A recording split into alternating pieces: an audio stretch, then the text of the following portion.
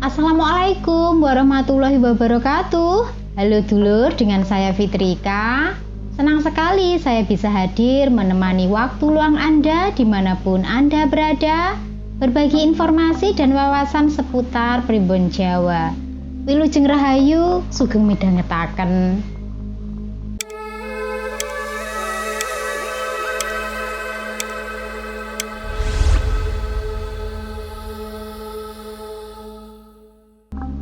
Di video kali ini saya akan membahas mengenai asal-usul tanah Jawa atau biasa dikenal dengan babat tanah Jawi.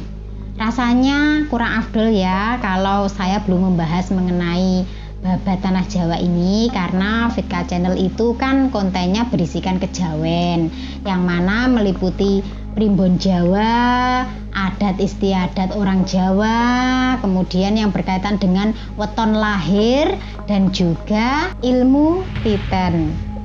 Berdasarkan sejarah, dahulu kala daratan itu lebih luas daripada lautan.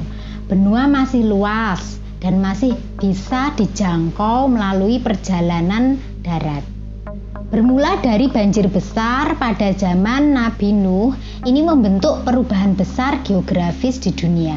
Putra Nabi Nuh yang bernama Yafits, Sam dan Ham ini ditugaskan untuk menyebar ke seluruh dunia demi kelangsungan perkembangbiakan keturunan, yaitu Yafits di Eropa, Ham di Afrika, dan Sam di Asia. Jadi ketiga putra Nabi Nuh itu adalah nenek moyang cikal bakal dari benua Afrika, Eropa, dan Asia. Pada waktu itu Nusantara masih ada benua yang disebut dengan Sundaland atau Sundalandia.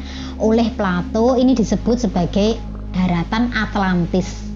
Namun keberadaan Atlantis ini masih menjadi misteri ya, belum banyak sejarah yang mampu mengungkapkannya secara pasti. Namun ada yang berspekulasi merujuk pada daratan ini yang disebut dengan Sundaland atau Sundalandia ya.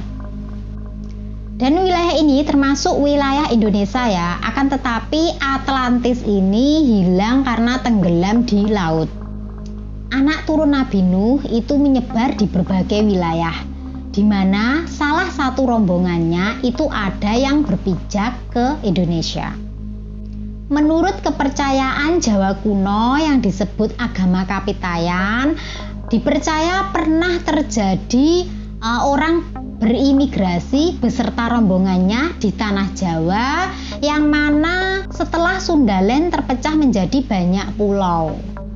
Sosok tersebut disebut sebagai Danyang Semar. Danyang Semar ini mengajari rombongannya yang bermukim di tanah Jawa untuk menyembah marang pangeran yang disebut Sang Hyang Toyo. Toyo artinya suwung atau kosong. Sang Hyang Toyo diartikan sebagai tan kena kinoyo ngopo, yang mana tidak bisa dilihat, tidak bisa diperumpamakan, tidak bisa difikirkan, tidak bisa dibayangkan, dan juga tidak bisa disamakan dengan makhluk. Ini merupakan ajaran tauhid. Lalu dari mana asalnya Semar? Menurut banyak versi itu asal-usul Danyang Semar itu bermacam-macam ya, tapi kalau menurut penganut Kapitayan di Jawa, leluhur yang pertama kali dikenal sebagai penganjur Kapitayan itu adalah Danyang Semar.